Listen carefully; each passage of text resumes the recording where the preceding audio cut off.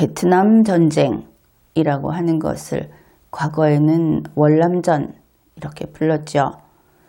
그것은 베트남, 오늘의 베트남이라고 하는 그 국가가 과거에 남과 북으로 이제 그렇게 나뉘어서 싸웠다. 이렇게 볼 수 있겠습니다. 그리고 보면은 그 북쪽은 공산주의 지역이었고 남쪽은 자유주의 지역이었다. 이렇게 이해를 하면 될 겁니다. 그렇다면 요즘식으로 설명을 해보면 그 북쪽은 꼬뮤니즘, 요즘에는 이 공산주의를 다들 사회주의 이렇게 이야기를 하죠. 그래서 이 용어가 상당히 혼란스럽습니다. 어떻든 집단주의를 추구하는 사회주의 이렇게 말을 하면 될 겁니다. 남쪽은 자유주의, 프리덤 이렇게 말을 할 수 있는 것이죠. 그래서 그때 우리 대한민국은 자유를 지키기 위해서 그곳에 가서 싸웠습니다. 이 베트남전 참전자 그리고 그때 보면은 거기에 가서 그 관련된 기업들도 많이 있었다고 하죠. 그 기업 종사자들을 합해서 대략 한 40만 명쯤 된다. 이제 이런 자료가 나와 있습니다. 베트남전 참전자를 보면 지금 연령이 대개 한 70대 이렇게 된다고 봐야 하겠죠. 그렇게 자유를 지키기 위해서 그곳에 가서 싸웠던 우리의 그 70대들, 이들은 20세기 말까지만 해도 자유를 지킨 용사로서 그렇게 존경을 받았습니다. 그들은 당연히 대한민국이 1948년에 건국된 국가이다. 그리고 대한민국의 그 건국헌법을 존중하는 헌법 수호 세력이었던 것이죠. 가장 여기에 의심을 하지 않을, 그냥 믿어도 좋은 그런 사람들이 이들이 아니었는가, 이제 그렇게 보고 있습니다. 현재 이 월남전 참전자 그리고 그 유족 후손들, 그들이 이제 여러 가지 단체 활동을 하고 있습니다. 그 단체도 상당히 다양합니다. 예를 들면 월남전 참전자 단체, 또 참전 유공자 단체, 참전 연대, 참전 가족회, 또 여기에 고엽제 전후, 이런 또 여러 가지 이런 단체들이 있는 것이죠. 그런데 근래에 아주 특이한 자료를 보게 돼서, 그래서 이렇게 우리가 이번에 이야기를 해보자 이렇게 가지고 온 겁니다. 그러니 대한민국에서 가장 확실한 반공 그룹이다. 이제 우리는 반공 그러면은 좀 거리감이 있게 느끼지만, 그래도 자유주의를 지키는, 자유를 지키는 그런 사람들이다 이렇게 생각했던 그들 가운데 다음과 같은 이야기가 나오고 있었던 겁니다. 아주 이상한 일이다 하는 것이죠. 우리는 지난 대선에서, 보궐대선에서 문재인을 찍었다, 이렇게 밝히고 있습니다. 우리는 친문이고, 그리고 우리는 더불어민주당을 지지한다. 거기까지는 그런데 그들에 관한 뉴스를 좀 찾아보니까 여기에서 더 나아가서 아예 친북까지, 그것까지 지지를 하고 있다. 이런 것을 알게 되었습니다. 그래서 이런 이야기들을 해보기로 하죠. 좀 살펴보니까 어째서 이런 일이 생겼는가 그랬더니 그 이유는 돈이었습니다. 그러니까 이 단체들, 거기에 속한 그 조직원들이 참전수당을 받겠다 하는 것이죠. 그러면 결국 돈 때문에 자유를 지킨 용사들이 문재인을 찍고, 더불어민주당을 밀고 있고 좌파 이념을 지지하고 거기에서 친북까지 용인하는 이제 이런 일이 생겼다. 그것을 알게 된 겁니다. 월남전 참전수당을 받겠다고 하는, 그래서 조직적으로 활동을 하고 또 때로는 힘을 과시하면서 시위도 하고 이러고 있는데, 그들의 근거는 대략 한 3가지 정도 됩니다. 하나는 브라운 각서의 진실, 이런 이야기를 하고 있는 천경수 목사라는 사람이 그 설명을 잘 해놓고 있는 것 같고, 또 하나는 빵집 아저씨가 번역한 프레이저 보고서, 이것도 그들이 내세우는 그 근거 자료 중에 하나입니다. 그리고 이 단체의 그 회장이 얘기하는 바에 따르면 SBS, JTBC에서 박정희 스위스 비자금 400조 이런 그 보도를 했다. 그러면서 이런 것들을 그 근거로 우리가 받아야 할 돈을 빼돌려서 스위스에 갖다 놓고 또 다른 통치자금으로 쓰고 그랬다. 이제 이런 이야기를 하는 겁니다. 그런데 이들이 거의 친북에까지 나아갔다. 그렇게 이야기를 했죠. 근데 그것은 지금 잠깐 그 부분을 살펴보기로 하죠. 2018년 4월 27일 그 문재인 씨가 김정은이하고 만나고 하던 그럴 때의 일입니다. 이때 월남 참전 개혁 연대라는 곳에서 이 이야기를 한 건데, 그때 재향군인회도 동참을 했다고 합니다. 그때 이제 이 환영 행사 이런 걸 했는데, 그들이 월남 참전 전우들은 이 전쟁이 끝나기를 간절히 기도했다. 이런 내용이 나옵니다. 이게 뭐냐 하면 문재인 씨의 종전선언을 지지한다 하는 그런 그 행사를 한 겁니다. 그러니까 지금 휴전선을 국경선으로 여기에 대해서는 지난 리마연의 강의를 참조하면 되겠습니다. 이제 이런 활동을 했다. 그 다음에 이제 이날 행사에 그 김연희라는 여성이 있습니다. 이 사람은 우리 한국을 참 입장을 난처하게 하고 있는, 그리고 반국가적인 활동을 하고 있는 그런 자다. 이렇게 볼 수 있는데, 여기에 있으면서 그 좌파 모임마다 쫓아다니면서, 그리고 그 인터넷 활동을 통해서 이 한국 정부가 자기를 잡아놓고 집에 안 보내준다. 북한으로 가고 싶다. 이제 이런 그 선동 이런 것을 계속 하고 있는 그런 사람입니다. 근데 그 사람이 이날 행사에 참가를 한 것이죠. 즉 그 여자가 했다는 이야기가 이겁니다. 그 북한이 그 베트남의 북쪽 지역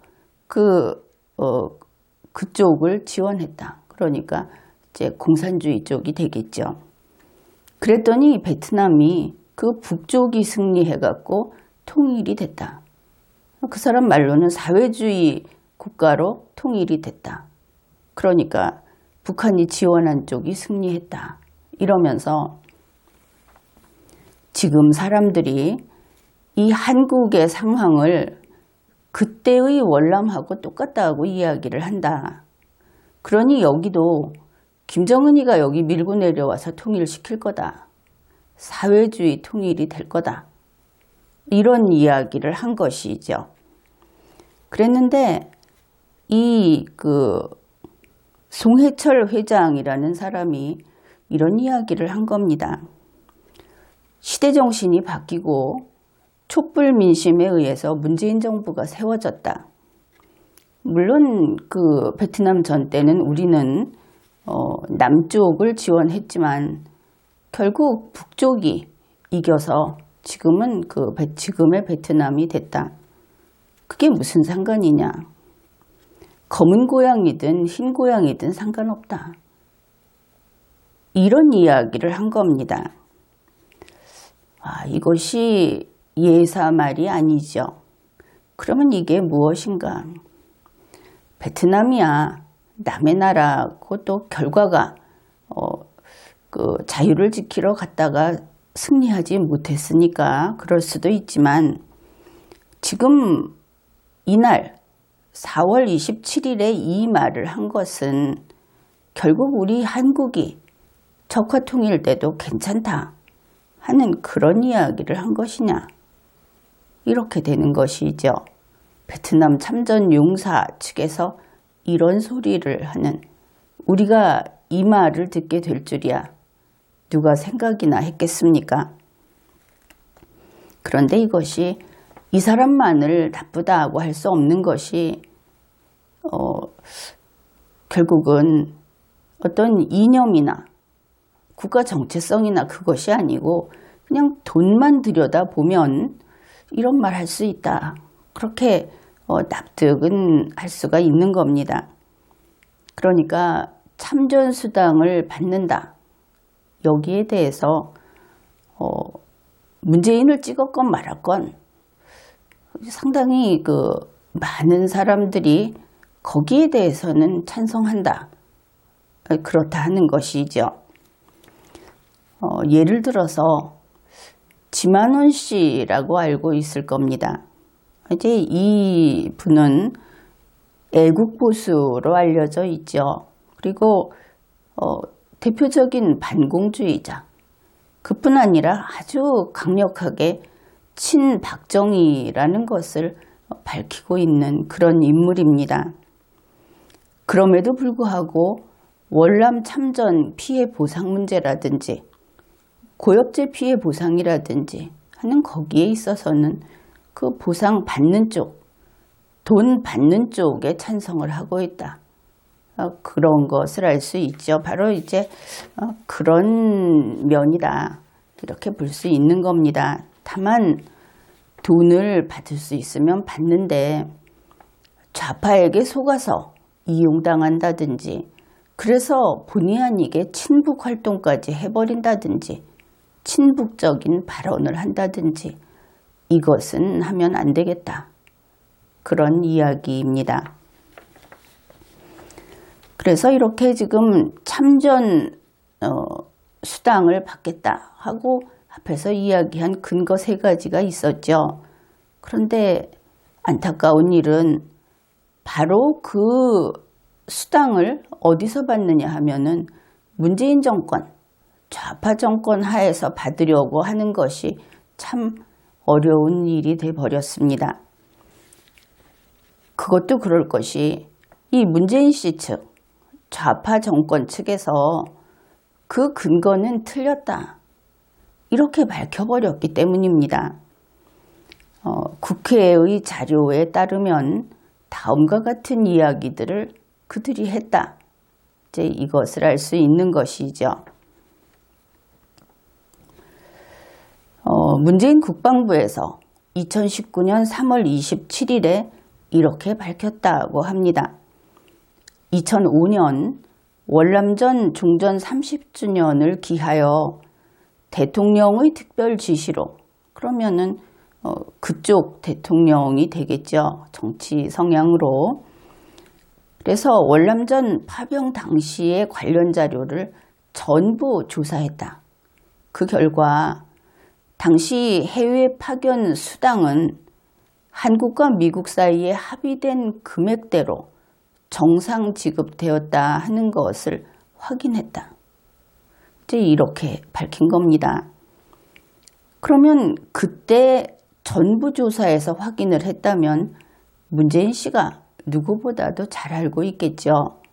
그러니 지금 와서 문재인 씨 보고 그걸 뒤집어라 이렇게 말을 해서 그게 통하겠습니까?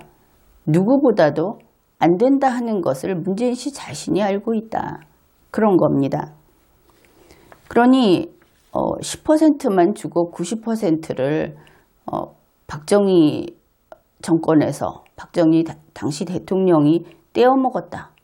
이렇게 주장을 하는데 국회에 그것이 아니다 하는 자료가 이렇게 나왔다 하는 것이죠. 그 다음에 민홍철 위원, 이제 이 사람은 더불어민주당 소속 국회의원인데 이현주 의원하고 같이 바로 이 참전수당 주자 하는 특별법을 발의한 사람입니다. 그런데 그가 이렇게 이야기를 한 것이죠. 그동안의 정부 측의 의견은 이미 법적 해석이 다 끝났고 사법적인 판단도 끝났고 그 다음에 민사소송을 통해서 그래서 이미 사법적인 판단이 다 끝난 사안이다. 참전수당을 줄 법적 근거 없다. 이렇게 이야기를 한 겁니다. 혹시 이 참전자 그쪽에서는 국회의원이면 대통령이면 법 없이도 그냥 마음대로 이런 법적 근거가 없어도 그냥 주자 이렇게 특별법을 만들어서 줄 수 있다고 착각을 하고 있는 것인가? 잘못 안 것인가? 이제 그 부분에 우리가 의문을 가져야 하는 것이죠. 법적으로 안 된다고 했을 때는 특별법으로도 안 되는 겁니다. 그렇지 않겠습니까? 그 다음에 문재인 국방부의 차관은 국방부 차관이죠. 이렇게 이야기를 했습니다. 국방부는 월남전은 법제처의 법령 해석과 법원의 판결의 결과, 게다가 관련 부처의 의견, 이런 것들을 다 종합적으로 고려했을 때 전투 근무수당 지급 대상이 아니라고 판단하고 있다. 이제 이런 것들이 바로 국회 자료에 나타나 있다 하는 겁니다. 그러니까 이게 무슨 얘기입니까? 2019년 3월 현재 이들의 이야기는 참전수당 줄 생각이 없다. 그렇게 그 해석을 하면 되겠죠. 이제 법적인 근거가 없다. 또 원래 그렇게 주는 거 아니다. 줄 거 다 줬다. 이제 이게 문재인 정부의 입장인데 이것을 떠나서 우리가 우리 편과 남의 편 나눠서 한번 생각을 해봅시다. 왜 문재인 씨 쪽에서 이 월남 참전용사 쪽에다가 돈 주고 싶지 않은가? 이제 이걸 그냥 상식적으로 생각해보자 하는 것이죠. 가장 큰 이유는 핏줄이 다르기 때문입니다. 그러니까 좌파들, 핵심 좌파들의 입장에서 이 월남 참전 용사들, 그 후손들, 그들이 뭐냐? 그들의 입장에서 이 사람들은 박정희 키드라는 겁니다. 그러니까 결국 박정희의 자식들, 그쪽 집안 이렇게 되는 것이죠. 물론 여기 이 참전수당 받겠다 하는 사람들 중에는 박정희 전 대통령을 욕하는 사람도 있죠. 도둑질했다 하면서 아주 될 데 없이 그렇게 말하는 사람이 있습니다. 그러면은 그게 뭐냐? 그거야 간단하죠. 박정희 자식 중에 효자도 있고 불효자도 있는 거 아닙니까? 욕하는 사람은 박정희의 불효자식이다. 이런 겁니다. 박정희의 불효자식이라고 해서 그게 좌파의 자식이 됩니까? 핏줄이 다른데. 그래서 좌파에게는 박정희라는 그 세력, 그 집안을 원수라고 여긴다. 이념적으로. 그렇다면 이 사람들도 그냥 원수인 겁니다. 효자건 불효자건 할 거 없이 박정희 자식은 원수인 것이죠. 그러니 원수에게는 콩 한쪽도 안 줄 것이 분명하죠. 우리가 이렇게 상식적으로 생각을 해봤습니다. 그러면 이게 정말일까? 이제 찾아보면 정말이다 이런 생각이 점점 굳어질 겁니다.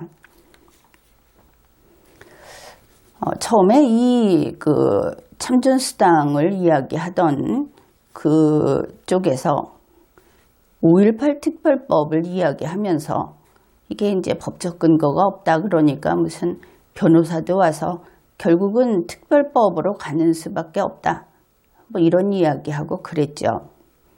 그래서 아마도 5.18처럼 더불어민주당이 특별법 만들어 줄 것이다. 이렇게 믿었는지도 모릅니다. 그런데 지금까지 과정을 한번 봅시다. 어땠나 하고 말입니다. 2014년 9월에 안철수당이라고 해야 하겠죠. 새정치민주연합에서 이 특별법, 참전수당 특별법 법안을 냈습니다. 그래 놓고는 그냥 내버려 뒀죠. 그냥 뒀다가 이게 2016년 5월 29일 돼가지고 임기 만료로 폐기가 됩니다. 그러니까 선거 때에는 열심히 밀었겠죠. 참전수당 받을 수 있다 하면서. 근데 선거 끝나고 이거 그냥 자동 폐기됐습니다. 그 다음에 2016년 6월 그리고 2016년 10월 이렇게 둘 다 더불어민주당입니다. 더불어민주당에서 또 참전수당 준다 하면서 이 법안을 냈습니다. 지금 현재 계류되어 있는 것은 법안 2건으로 되어 있는데 있으면 뭐합니까? 그거 다 죽은 법안인데 지금 선거 끝나고 그거 통과시켜가지고 해줄 수 있겠느냐? 안 되겠죠. 그런데 이번에 이 더불어민주당에서 제안한 법안 2건은 안철수당 때보다도 더 괘씸하다. 이렇게 볼 수 있는 것이 한번 생각해 보십시오. 2016년 6월, 10월에 냈다고 하는데 뭐 그동안에 이제 국정이 복잡했으니까 그렇다 치고 2017년 5월 문재인 씨가 보궐대통령 되고 나서부터만 따져보기로 합시다. 그전에는 그냥 뭐 내버려 둘 수 있다. 이렇게 봐주자 하는 것이죠. 2017년 5월, 2018년 5월, 2019년 5월, 그리고 올해 5월이 되면 자동 폐기되겠죠. 국회가 끝이 나니까. 꼬박 36개월을 그냥 내버려 둔 겁니다. 그리고 앞에서 뭐라고 했습니까? 이거 법적으로는 다 끝났다. 해줄 거 없다. 게다가 30주년 해가지고 조사했더니 줄 거 다 줬다. 그리고 36개월 그냥 놔둔 겁니다. 그러니 이번에도 역시 아무것도 안 하고 있다가 또 자동 폐기 되는 것이죠. 그러니까 결국 자동 폐기되면 신경 쓸 것도 없죠. 왜 그만뒀는지 설명도 필요 없고. 그러니까 부담 없이 선거에 써먹고 또 자동 폐기하는 겁니다. 한 번 속아야지. 이렇게 또 속으면 그거 안 되는 거 아닙니까? 그런데 이 단체의 그 활동을 하는 그런 홈페이지나 이런 데를 가보면 이 사람들이 참전수당 받겠다고 또 더불어민주당 지역구는 뭐 그런 데 찍고 그 다음에 비례는 그 정당투표는 미래민주당 찍어라. 이제 이거를 게시판에 올려놓고 선전을 하고 있습니다. 그 더불어민주당의 비례당, 미래민주당 찍으라는 이유가 참 단순합니다. 비례당의 위상이 어떤지 우리가 다 알고 있죠. 그게 정당으로서 구실을 할 수 있느냐.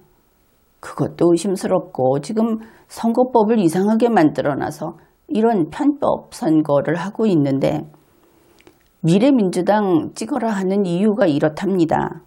그 미래민주당이라는 데서 진상규명 특별법을 공약했다. 근데 주의할 것이 진상규명이라는 것이죠. 참전수당이라기보다 진상규명을 앞에 내세웠다. 이제 그것은 잠시 후에 또 더 이야기를 해보기로 합시다. 그러면 이 비례정당이 무슨 힘이 있겠는가? 왜 하필이면 이들이 그것을 공약에 넣었을까? 더불어민주당이 36개월 동안 하지 않았던, 그리고 지금 별로 해줄 게 없다고 했던 그것을 진상규명으로 왜 넣어놨을까? 이제 이것은 이제 또 다른 성격이지만 어떻든 이렇게 선거에 또 이용당하는 것으로 보이는 그런 자료가 바로 이거다. 이제 그렇게 볼 수 있겠습니다. 그런데 지금 문재인 씨는 중국 코로나 때문에 돈이 없습니다. 다른데 돈 쓸 곳이 태산 같은데, 그런데 박정희 혈통에 거기에 돈 주겠습니까? 이 좌파 정권이나 문재인 씨 측 이런 식으로 사람에게 신의 없이 시건하는 것을 참 우리가 많이 봐왔습니다. 예를 들어서 강제징용 같은 경우도 그렇습니다. 이 강제징용 얼마나 잘 써먹었습니까? 그거 가지고 양승태 전 대법원장 잡아놓고 또 절대 건드릴 수 없을 것 같았던 사법부를 산산조각 냈죠.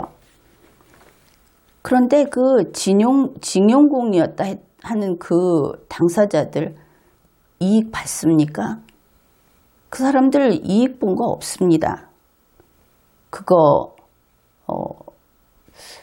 예전에 한번 그것을 좀 본 적이 있는데 참으로 복잡한 문제가 걸려 있습니다. 그거 그냥 구호로는 써먹을 수 있는데 정작 해보자 그러면은 우리 한국이 발목이 걸려서 못하는 겁니다. 그런데 확실히 앞머리까지 잘 써먹었죠. 그래 놓고는 이제 돈이 없다 하면서 그만뒀습니다. 이 좌파들의 수법 알고 있죠.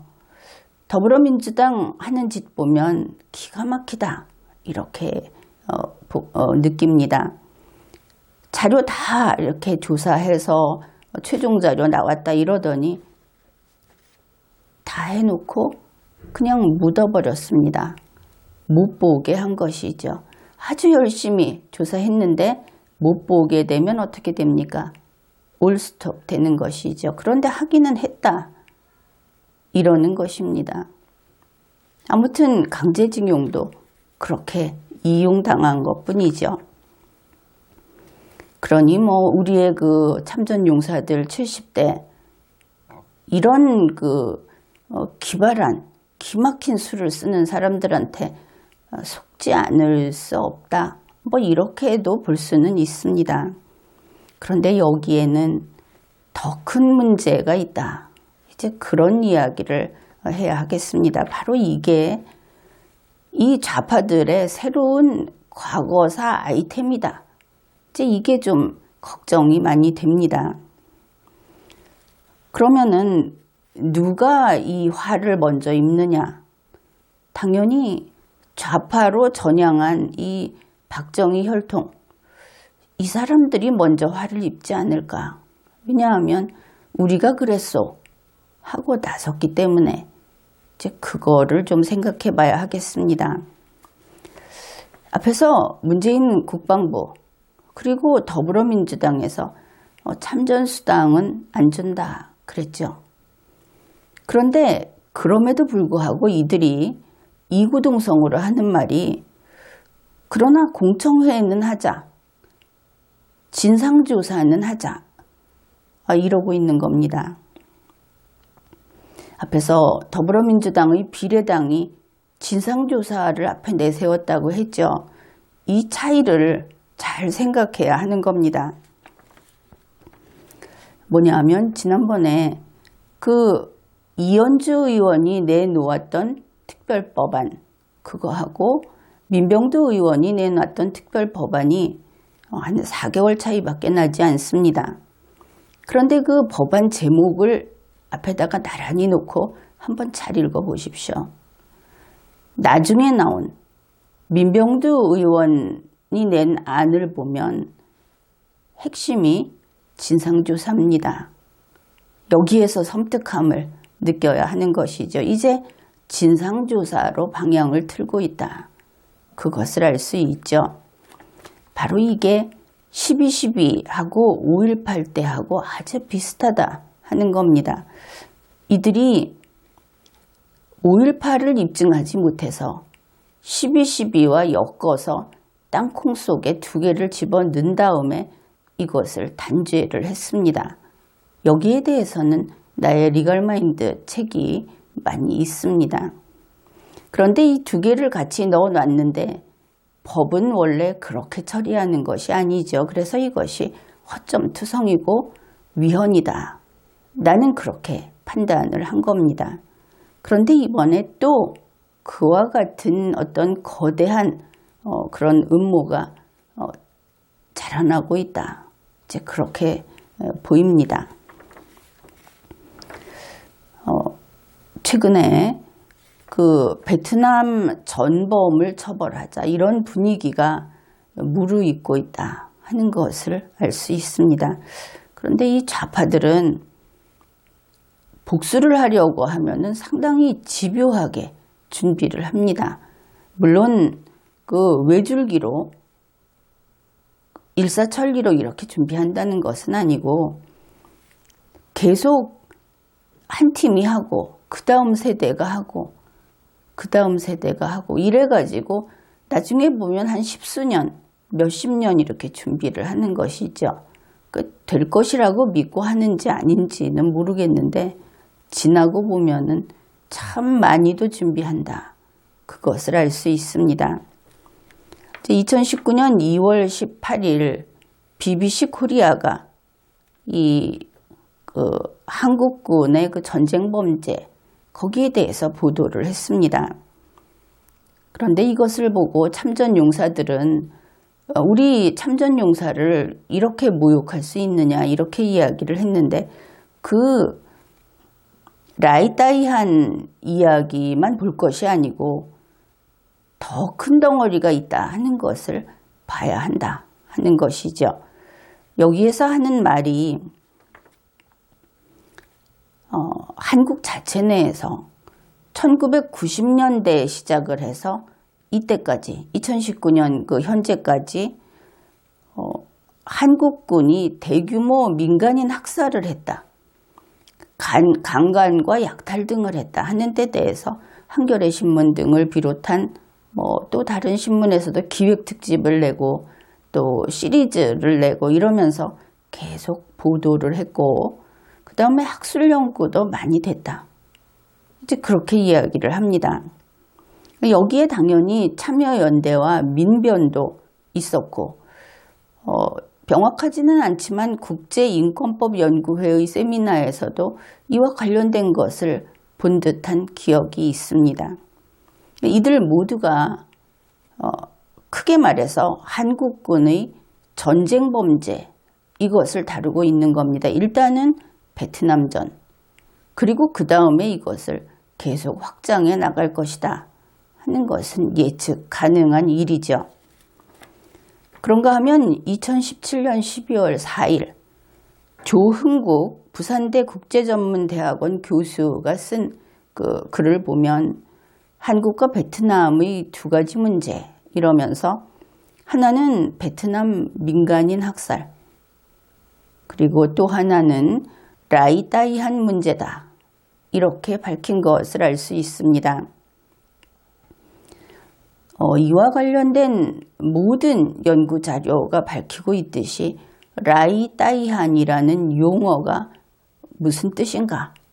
즉 그것을 봐야 하겠죠. 여기에서 라이라고 하는 것은 아주 그 모멸감을 담아서 하는 그런 얕잡아보고 또 이런 말이라고 하죠. 이것이 사람에게 잡종 이런 말을 쓰고 있는 것이다. 그래서 말 그대로 해석을 하면 라이따이하는 한국계 잡종 더럽혀진 것들 뭐 이런 뜻이 되는 겁니다. 그래서 실은 라이따이한이라는 말을 써도 되는 것인가? 이제 그것까지도 주저하게 되는 그런 명칭입니다. 이때 그 BBC 코리아는 직접 성폭행을 당했다는 피해자가 2019년 2월 18일 현재 800여 명이 있다고 합니다.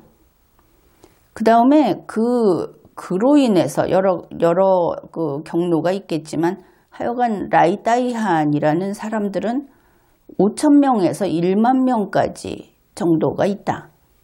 이렇게 밝히고 있습니다. 그런데 진상조사를 하게 되면 더 나오겠죠.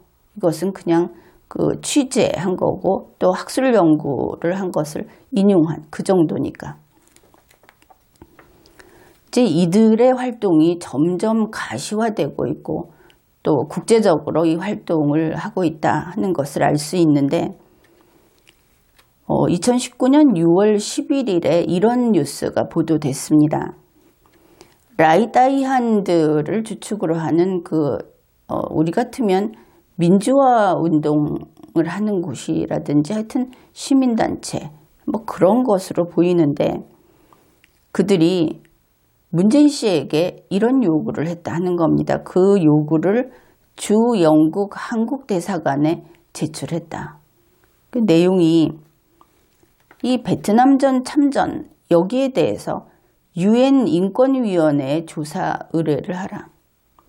UN 인권위원회에서 이 조사를 하게 되면 어떻게 됩니까? 그 참전한 사람들, 그때 거기 갔던 기업에 종사했던 사람들은 다 피조사자가 되겠죠.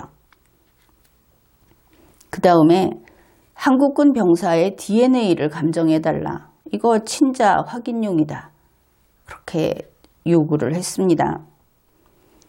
그러면은 친자 확인해서 확인이 되면은 이제 이 사람들은 한국군 참전자하고 그때 거기 있었다는 기업, 그러니까 뭐 일단은 40만 남짓 되는 사람들이 이제 그 대상이 될 수 있다. 이렇게 볼 수 있겠죠.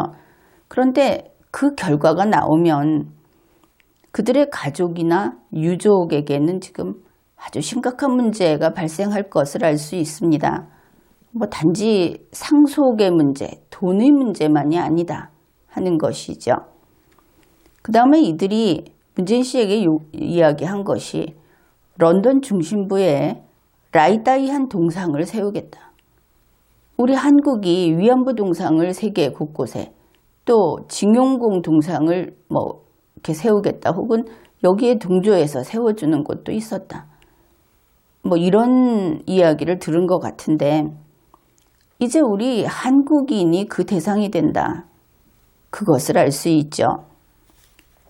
그래서 이러한 직접 코앞에 이제 이런 공격이 들어오고 있다 하는 겁니다. 그리고 그뿐 아니라 청와대 국민청원에 월남전의 만행, 그리고 민간인 학살, 강간 이런 거에 대해서 한국 정부가 인정하고 사과해라.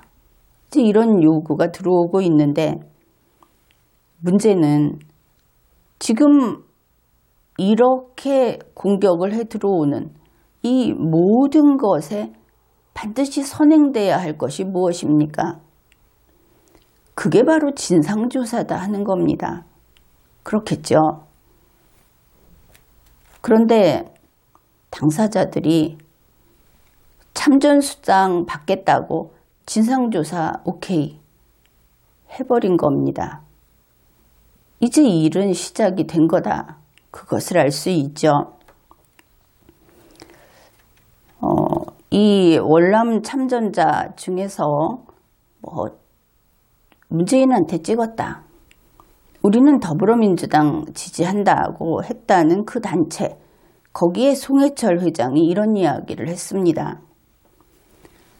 월남 파병으로 본의 아니게 피해를 본 월남 국민들의 적절한 보상과 위로 등의 선무활동을 이해 당사자인 우리가 결자 해지의 정의에 따라 정부와 협의해서 실행하겠다. 본인들이 하겠다고 했습니다. 이제 나머지 월남 참전자나 그 유족이나 이런 쪽에서는 이 사람의 말에 동의를 할지 안 할지 모르겠지만 지금 이렇게 이야기를 한 겁니다. 책임지겠다.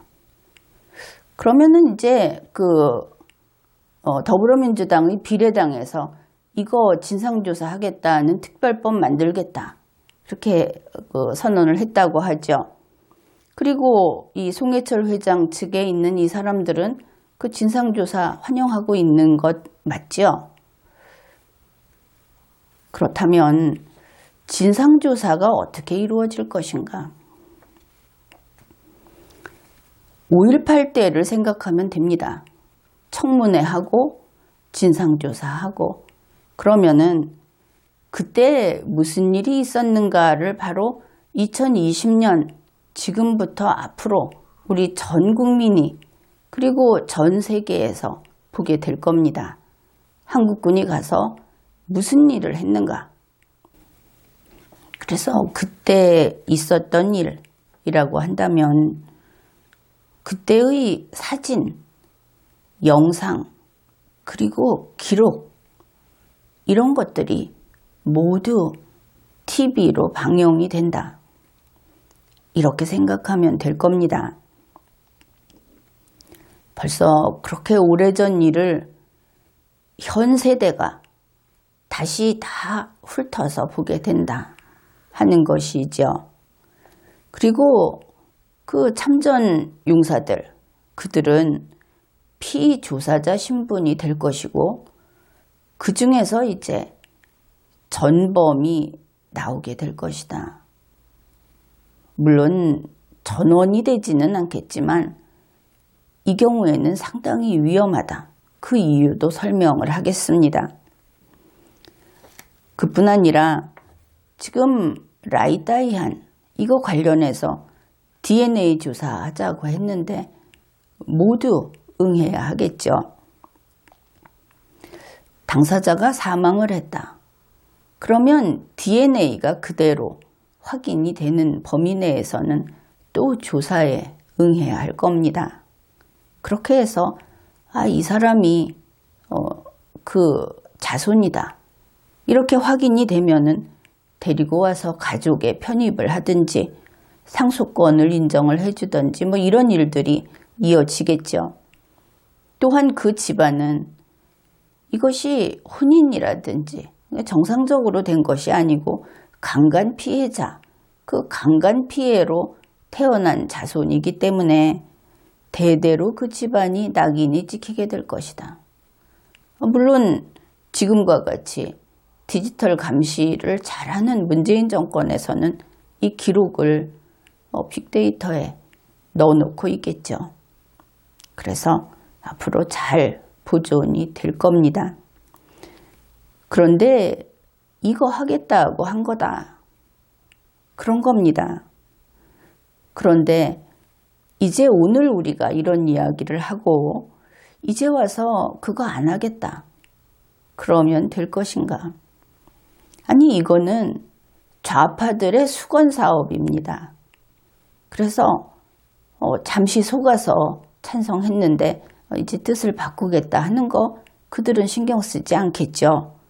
좌파는 계속 추진할 것이다. BBC 코리아가 말을 했듯이 1990년대부터 지금까지 계속 해오고 있는 계속 사업이다 하는 겁니다. 이념 전쟁이라고 하는 것은 그렇게 간단한 것이 아닙니다. 정신 바짝 차리고 있어야 하는 것이고 이념적 정체성, 내가 이 대한민국의 국민이다. 대한민국은 나의 유일한 조국이다. 그리고 우리가 지킬 것은 대한민국 헌법 하나뿐이다. 이 헌법을 함부로 손대면 안 된다 하는 이런 인식, 이런 이념적인 정체성, 이것은 생명과도 같은 것이다. 그것을 알아야 하는 겁니다.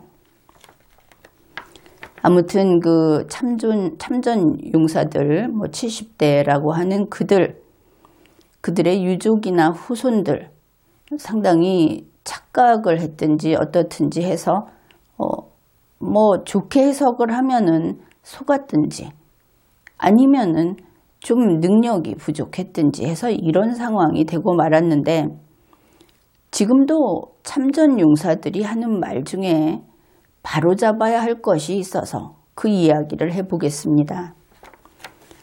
누구나 이렇게 이야기를 합니다. 우리 월남전 참전 용사들이 이 나라를 위해서 세운 공이 4.3이나 5.18이나 세월호의 그 유공자들하고 비교가 되느냐, 이렇게 이야기를 하죠. 당연한 이야기입니다. 월남전 참전 용사는 공을 세웠고 나머지 4.3, 5.18 세월호 이쪽 사람들은 공이 아니라 피해를 입었죠. 그래서 비교가 안 됩니다. 그런데 이 말은 좌파 정권 하에서는 아예 논리로 서지를 않는 말이다 하는 것입니다. 구체적으로 따져봅시다. 4.3, 5.18 세월호 유족, 이런 사람들은 바로 그 해당 사건의 피해자입니다. 본인들이 피해를 입었고 결국은 그 가해의 주체는 국가다, 정부다, 이런 이야기를 하고 이걸 지금 다들 이해한다 이러고 있는 거 아닙니까? 그러면 월남전 참전 용사는 어떤가? 지금 참전수당 받겠다 하는 그들은 지위가 뭔가? 물론 피해자 맞습니다. 여러분들, 그 주장을 하는 사람들 말대로 피해자인데 참전수당을 못 받은 피해자인 것이죠. 돈 떼어 먹힌 피해자, 돈 못 받은 피해자인 겁니다. 앞에 있는 그 세 가지 피해자는 일단은 생명 신체에 해를 받은 피해자가 맞죠. 그런데 월남전 참전 용사 쪽은 이 좌파의 시각으로 이야기하는 겁니다. 좌파의 시각으로 봤을 때 월남전 자체를 정의롭지 않은 전쟁으로 보고 있다 하는 것이죠. 이 코뮤니스트들은 그 입장에서 보면은 월남전 참전 용사들 자체가 가해자인 겁니다. 전쟁 범죄를 저질렀다, 그렇게 보는 것이죠. 월남전 과정에서 했다, 이렇게 지금 혐의를 두고 있는 그런 것들이.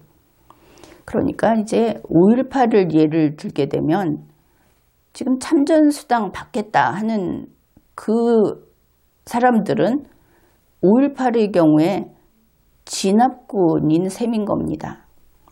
진압군이 나도 5.18 유공자로 인정해달라, 이제 참전수당을 달라, 이렇게 한 것이 돼버린다 하는 것이죠. 이거 좌파 정권의 시각에서 하는 이야기라는 것을 잘 기억을 해 두십시오. 그러니 이제 이런 비난이 있다는 것을 당사자들도 아는지 우리는 장교도 아니고 사병이었다, 이런 말도 하고, 나는 그냥 운전병이었다, 또 심한 경우에는 우리는 미군의 총알바지였다, 이렇게 말을 하는데, 좌파들 시각에서 또 보면은 이런 말을 하는 그 참전자들은 그냥 따질 거 없이 다 전범인 것입니다. 특히 이 월남전 참전은 성격이 다른 것이 이렇게 보면 됩니다. 각자가 개인 사업자로서 참가했다, 각자가 다 사장이다, 이렇게 보면 되는 겁니다. 일반 군대하고 좀 달랐던 것이죠. 따라서 지금은 이제 배상 이야기를 하는 거기 때문에 이 배상에 있어서는 각자가 사원이 아니고 사장으로서 책임을 져야 합니다. 그러니 군인으로 치면 사병이다 이런 말 하는데 그냥 장군으로 또 대통령으로 이렇게 책임을 져야 하는 것이 월남전의 문제다 하는 겁니다. 그러니까 자유를 지킨 영웅이 될 것인가, 그것을 벗어나서 좌파적 시각으로 갈 것인가, 좌파적 시각으로 가게 되면 길은 없다. 이런 것이죠. 앞에서 이 특별 법안을 이원조안이 나오고 4개월 후에 민병도안을 또 냈다 그랬죠. 거기에서 그 법안 명칭의 앞부분에 진상규명 이게 들어가 있다. 이거 상당히 의미가 있는 겁니다. 이렇게 돼서 지금 새로운 과거사로 된 것이 월남전 참전 문제고 이게 분위기가 무르익었다 하는 것을 알 수 있습니다. 그러면은 좌파가 뭐 때문에 이거를 그렇게 물고 늘어질까? 전투수당을 주느냐 마느냐, 돈을 좀 더 주느냐 이런 문제일까? 그렇지는 않겠죠. 이게 어디로 갔느냐 하면은 바로 건너뛰어서 그러니까 뭐 지금 민간인 학살을 했다 아주 끔찍한 이야기들을 많이 하고 있는데 주제는 하나입니다. 베트남전은 정의로운 전쟁이 아니었다. 이렇게 그래서 베트남전 진상규명을 향하고 있다. 이제 그런 것이죠. 또 다른 사상전쟁, 이념전쟁이 벌어질 것이다. 이것을 예측할 수 있는 겁니다. 그런데 뭐 그것이 전부는 아니라고 하더라도 전우회 측에서는 월남전 참전자 측에서는 돈을 원해서 이런 진상조사 오케이 하고 더불어민주당은 진상조사를 시작해서 이제 뚜껑을 열고 하나하나 조사하면서 전 세계인 앞에 한국군이 이렇게 잔혹한 짓들을 했다. 그것을 보여주면서 그 뒤에는 미국이 있었다. 이렇게 하게 되면은 공산주의를 방어하기 위한 자유를 수호하기 위한 전쟁이 아주 추악한 범죄로 떨어지게 되겠죠. 그러면 이것이 혹시 앞에서도 보았듯이 친북 세력들까지 이런 같은 그 주장을 하는데 북한에 뭐가 좋을까? 엄연히 이것은 북한에 대항했던 전쟁입니다. 북한에 대항했던 전쟁의 정당성을 깨부수는 것이다. 이렇게 되는 것이죠. 그것을 하나씩 찾아서 심판하고 징벌하는 겁니다. 그러면 여기에서 조금 더 생각을 좀 더 넓혀보면 어떻게 되겠습니까?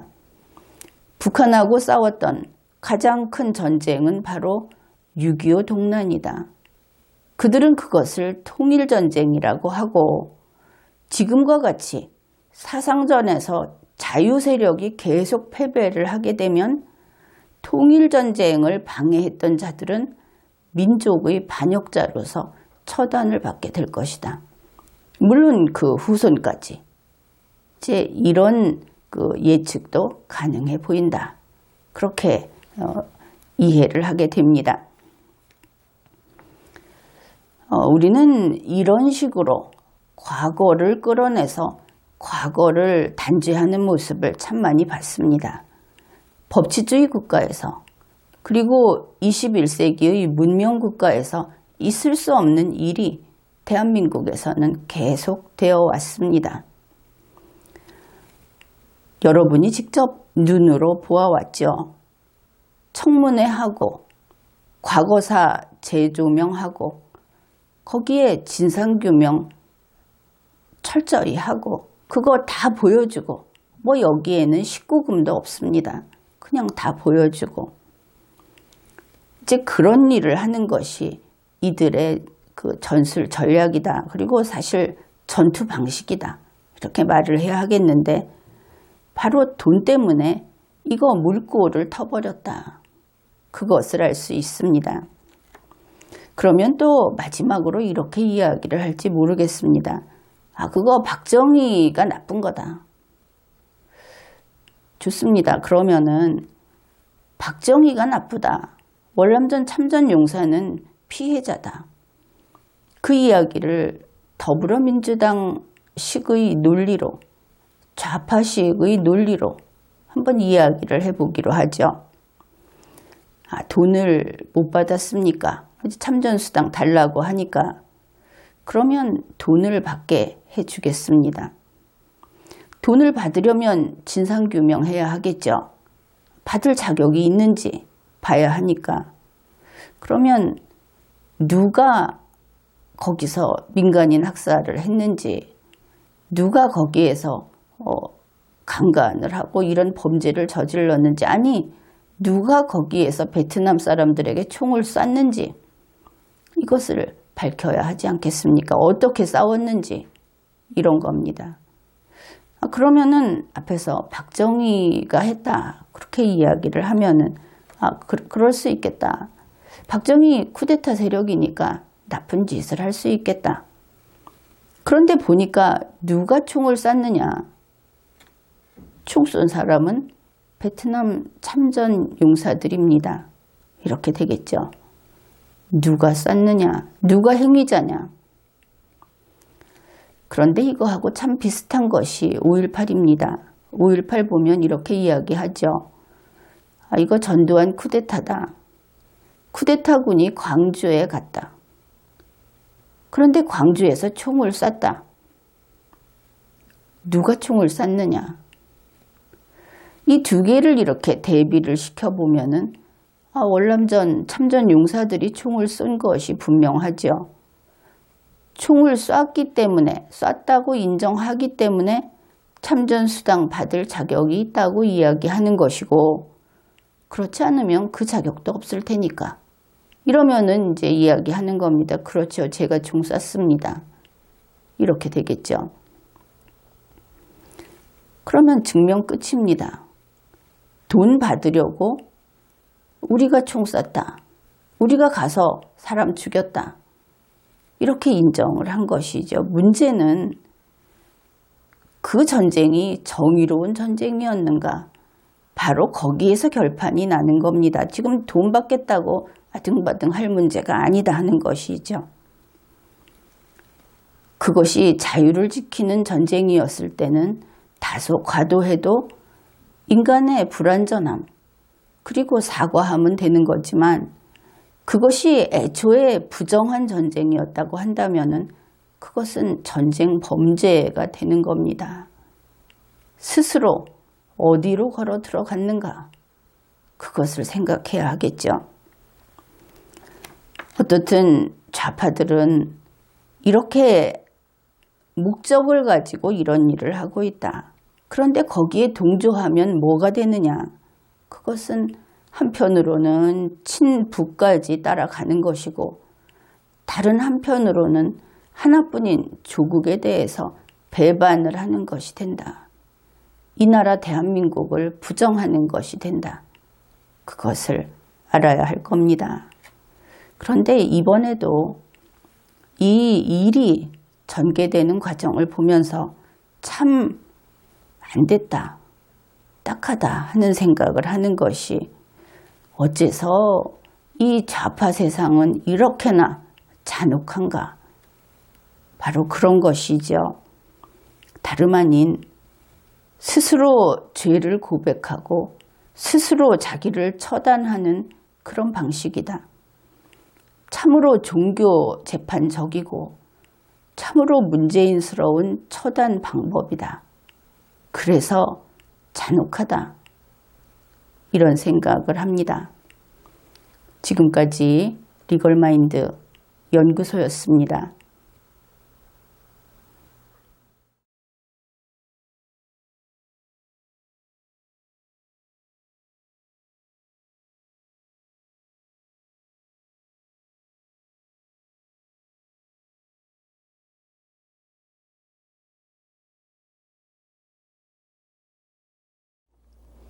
헌법 개정에 대해서 알아보기로 하죠. 헌법 개정 주요 의제 가운데 총각 및 기본권 부분에서 7번째입니다. 군인 등에 대한 이중 배상 금지 조항을 삭제하자 하는 것이 논의 중입니다. 우선 이 제목부터 검토해 보기로 하죠. 군인 등에 대한, 그러니까 일반 국민 이야기는 아닐 것 같죠. 군인 등에 대한 이중배상 금지 조항 이렇게 되어 있습니다. 이중배상 금지 조항을 삭제하자. 그러니까 있어야 삭제하겠죠. 이미 있어야. 그렇다면 현재 헌법에 군인 등에 대한 이중배상을 금지하는 조문이 있다 하는 것을 알 수 있습니다. 그렇다면 현재 대한민국 헌법이 이 이중배상, 한 번 배상하고 또 배상하는 것, 같은 일에 대해서 이렇게 되는 거죠. 이 이중배상을 우리 헌법이 금지하고 있다. 그러면 이중배상을 청구할 수 없겠죠. 헌법이 금지하고 있으니까. 그렇습니다. 그런데 이 이중배상 금지 조항을 삭제한다는 것이죠. 그러면 이중배상 금지 조항이 없어질 겁니다. 그러면 어떻게 될까? 이중배상이라고 하는 것이 없어지니까. 그런데 무엇이 없어지냐면은 이중배상 금지가 없어지니까 금지가 없어지는 겁니다. 그러면 헌법이 이중배상을 금지하지 않게 된다. 그러면 이중배상을 청구하고 이중배상을 하더라도 헌법에 위반되지 않겠죠. 그렇죠. 헌법이 규정하지 않으니까. 앞에서 보았듯이 이 이중배상은 누구에게 하는 것이냐? 군인 등에게 하는 것을 헌법이 규정하고 있습니다. 모든 국민이 아닌 것입니다. 군인 등은 이중배상을 청구해도 되고 이중배상을 해줘도 된다. 이렇게 되는 것이죠. 즉 이중배상을 금지한다는 규정이 없어지는 것은 이렇게 풀이를 할 수 있습니다. 이중배상을 금지하면 일단 이중배상의 청구와 배상은 금지됩니다. 그것이 헌법의 힘이죠. 그런데 이것이 없어지면 이중배상을 금지하는 것이 없어집니다. 이중배상을 금지 못하게 되는 것입니다. 그런데 생각을 해보십시오. 이중이라고 하는 이야기는 우리가 볼 때 원인이 있고 결과가 있으면 그 결과에 대해서 좋든 나쁘든 값을 치르는 것은 결과와 동일하게 치를 때 우리는 옳다고 이야기를 하죠. 그런데 결과가 나왔는데 한 번 값을 치르고 또 값을 치른다. 이럴 때 우리는 옳다고 이야기하지 않습니다. 그래서 이중처벌은 어떻습니까? 똑같은 잘못을 저질러서 가령 빵을 한 개 훔쳐서 유죄 판결을 받았다. 한 번 처벌받았죠. 그런데 이중처벌을 허용하면 또 한 번 더 처벌하는 것입니다. 나쁜 짓을 했으니까 괜찮을까요? 그것은 그렇지 않죠. 이중처벌은 안 되는 것입니다. 이중투표는 어떨까요? 어떤 사람이 문재인 후보를 굉장히 좋아해서 투표를 한 번 하고 한 번 더 했습니다. 이중투표. 안 되겠죠. 만일 세금을 한 번 징수했습니다. 그리고 한 번 더 징수했습니다. 이중징수.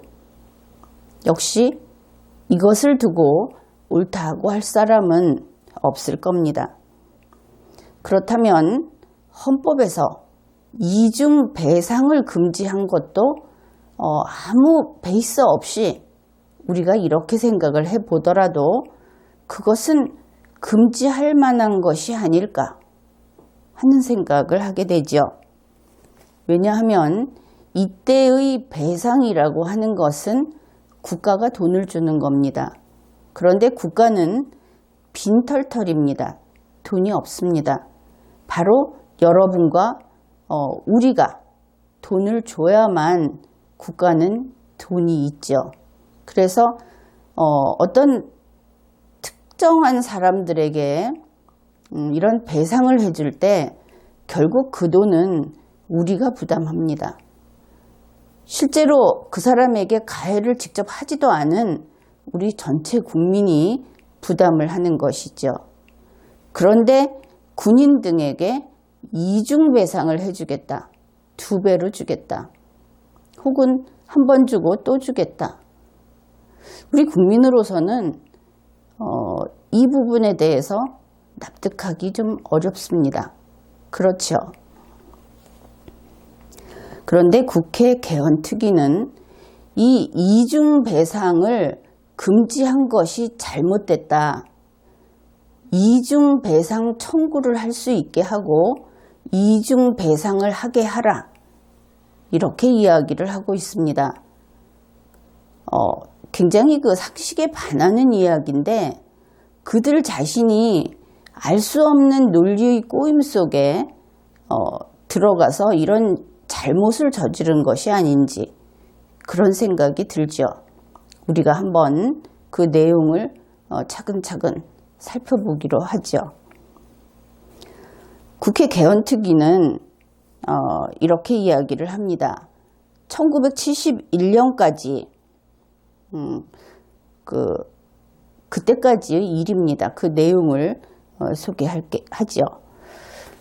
이제 공무원이 직무상 불법행위를 하게 되면 그 직무상 불법행위로 인해서 손해가 발생하는 경우가 있습니다. 그러면 이 손해는 사람에게 발생하겠죠. 어떤 사람에게 손해를 끼칩니다. 그것은 국민이 될 겁니다.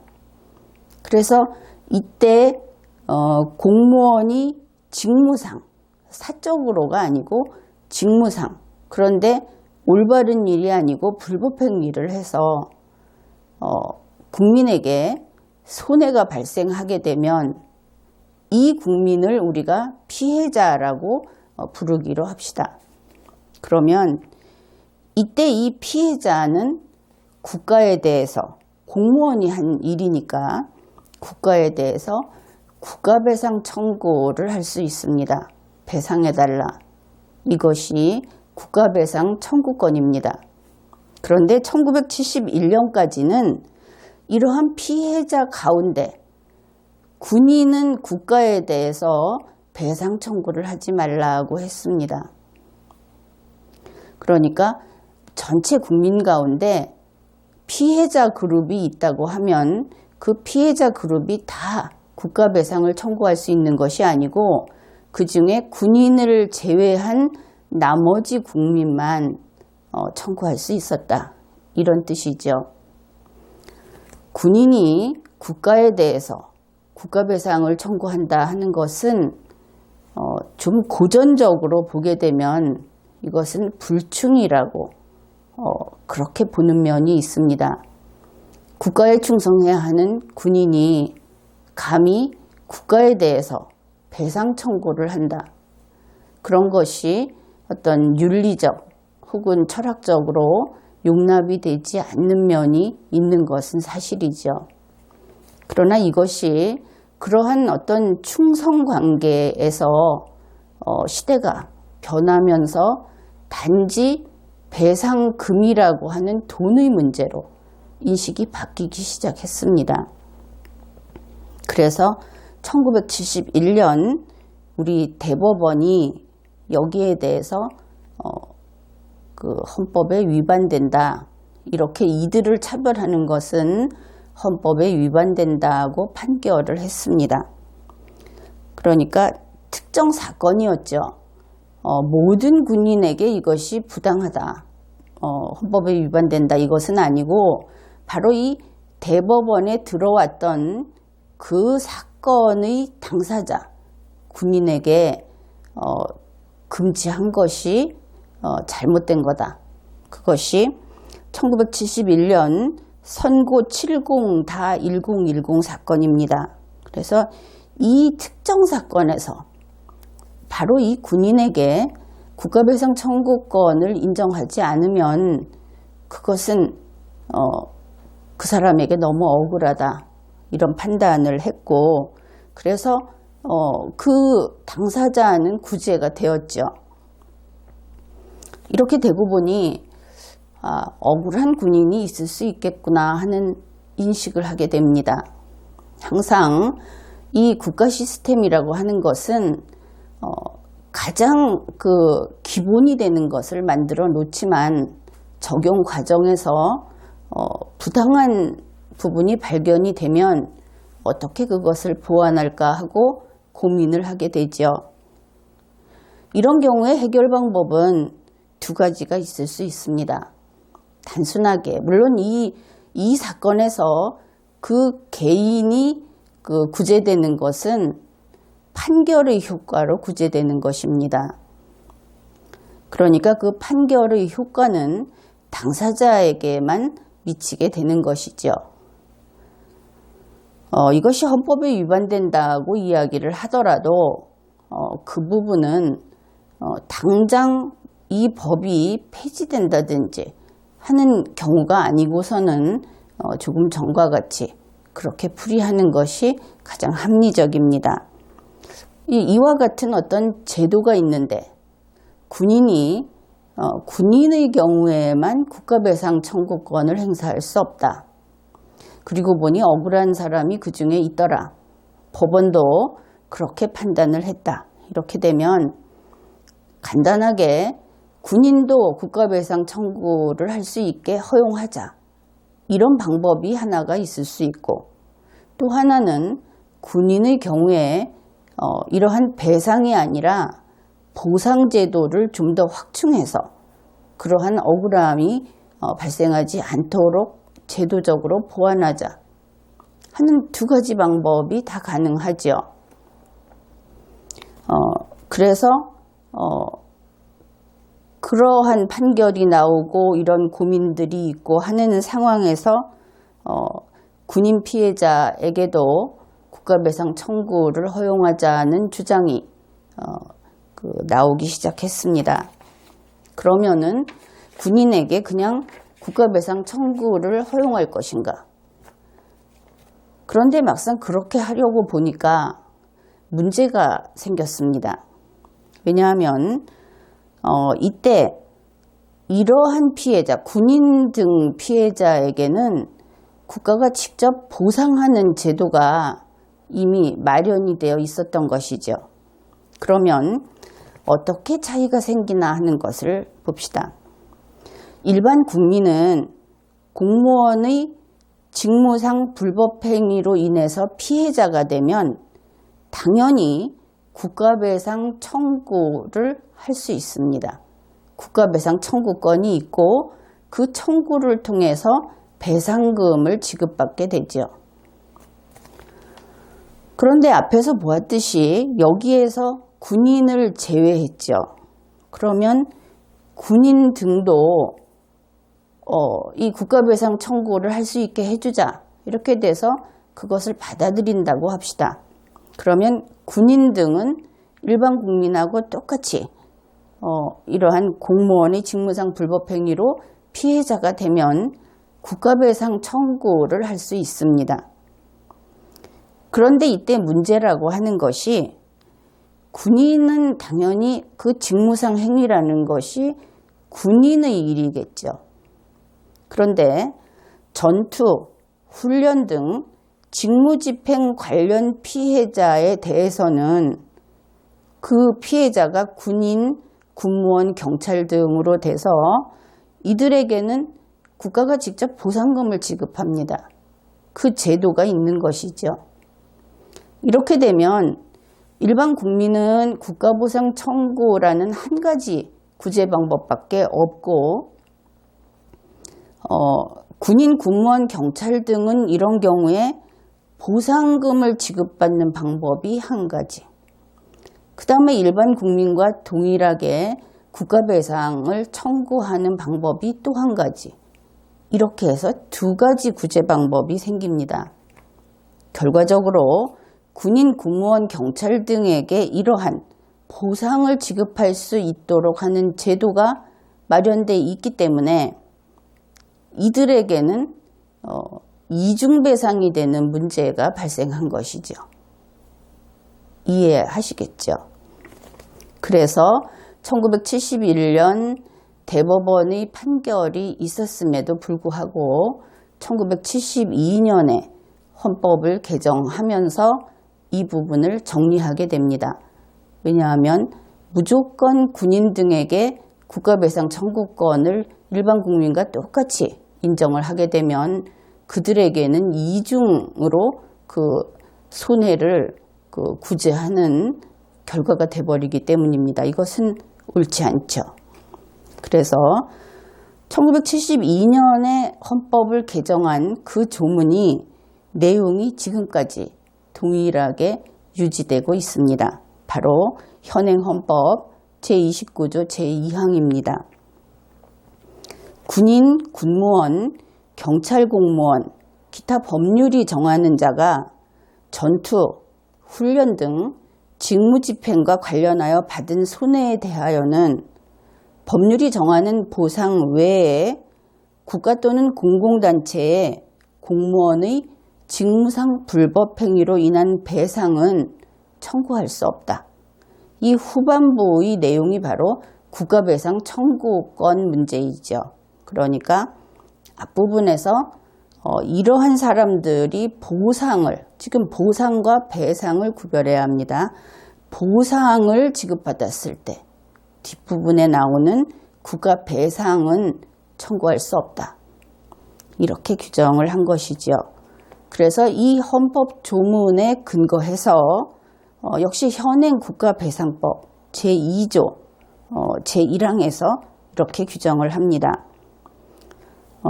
배상 책임에 대해서 다만 군인, 군무원, 경찰 공무원 또는 예비군 대원이 본인이나 그 유족이 다른 법령에 따라 재해보상금, 유족연금, 상이연금 등의 보상을 지급받을 때, 그럴 때는 국가배상 청구를 할 수 없다.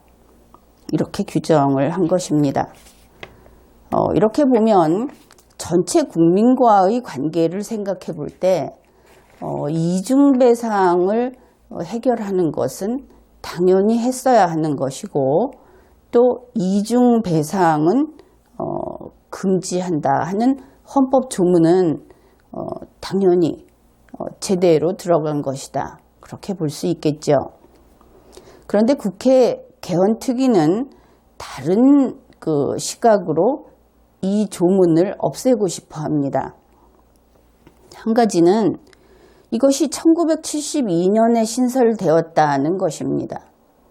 그 속뜻은 알 길이 없지만 1972년에 신설돼서 2017년까지 계속 유지되어 왔기 때문에 그동안에 개정이 한 번도 없었으니까 개정하자. 이것은 대단히 잘못된 이야기죠. 최근 우리나라에서 헌법 개정 이야기가 나오면서 이런 정말 문명 국가에서는 나올 수 없는 한 30년 바뀌지 않았으니까 이제 바꿔야 한다. 그러면은 모든 골동품은 다 깨뜨려야 되겠죠. 신라 불상도 다 녹여버려야 됩니다. 녹여서 새로 만들어야죠. 첨성대도 부수고. 어째서 헌법이 200년간은 헌법을 자랑해야지 30년 된 헌법을 지루해서 못 견뎌 한다는 것입니까? 어쨌든 1972년에 만들어져서 지금까지 고쳐지지 않았기 때문에 고치자 하는 이유가 아닌 이유를 한 가지 대고 있습니다. 그 다음으로 그동안 군인 등이 정당하게 보상받을 권리를 부당하게 제한했다. 바로 이 조문이, 그러니까 그 조문이 지금 살아남아 있는 것이 현행헌법이니까 현행헌법에서 그 부분을 삭제해버리자. 과거에 지은 죄를 지금 처벌하자, 이런 것이죠. 헌법을 없애버리자. 그런데 이 헌법이 이중처벌 금지 규정, 이중배상 금지 규정, 이것이 군인 등의 그 권리를 부당하게 제한했다 하는 논거가 뭐냐 하면은 바로 1971년 대법원 선고 70-1010을 들고 있습니다. 이것은 논거가 아주 틀렸죠. 증거를 갖다 댄다는 것이 틀린 증거를 갖다 댄 것입니다. 1971년 이 대법원 선고 70-1010은 국가배상 청구를 군인의 경우에는 할 수 없게 한 그러한 규정입니다. 그것을 판결한 것이죠. 잘못되었다고.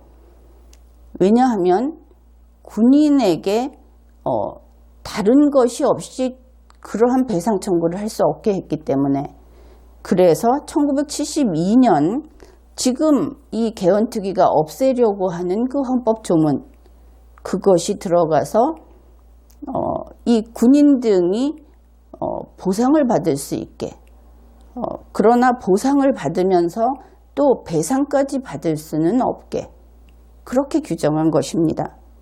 그러니까 지금 이 현행 헌법, 헌법 제29조 제2항 이중배상 금지 조항이라고 하는 것은 이 대법원 선고 70-1010이 이야기한, 그게 가르치는 이 군인 등의 권리를 부당하게 제한한 법조문이 아닙니다. 이해를 하겠죠. 그래서 만일 이 군인 등이 그 국가배상 청구를 할 수 없도록 해서 그들의 권리를 부당하게 제한했다고 이야기하자면 1971년 대법원 판결이 나오기 전까지 그 과거에만 그러한 부당한 그 제한이 있었을 수 있습니다.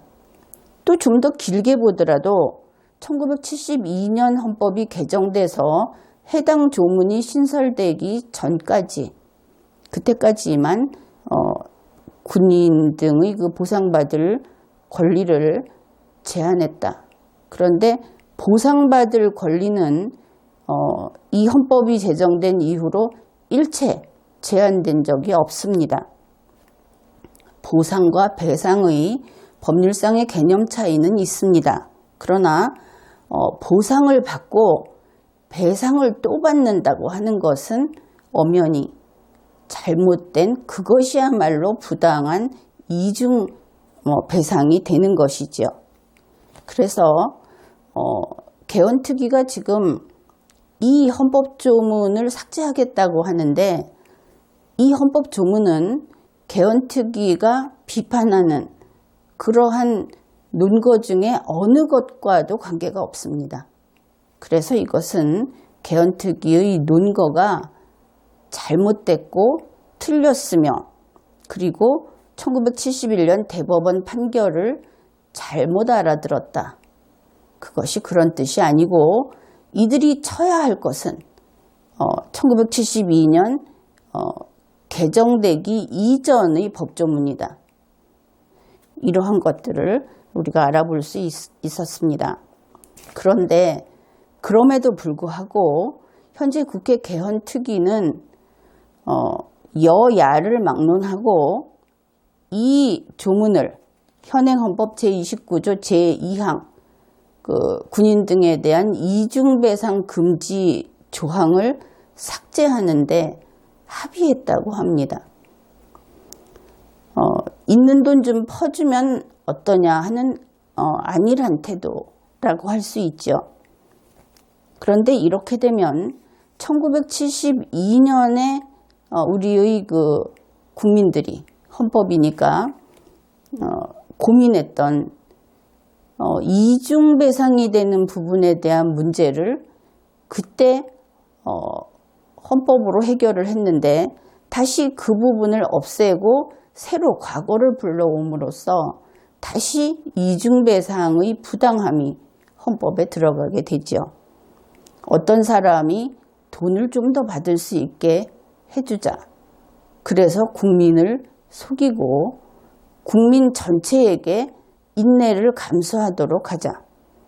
지금이 군인 경찰들이 그 과거처럼 뭐 군사 정권이라고 부르는 그런 시대처럼 선망의 직업도 아니고, 그런데 굳이 그들에게 이익을 챙길 수 있도록 해준다는 것은 어떤 그 이면 합의가 있는 것인지, 이 개헌특위에 있는 사람들이 어떤 그 이익을 확보하고자 하는 쪽지를 전달받아서 이렇게 일을 하고 있는 것인지 의심이 많이 되는 그러한 부분입니다.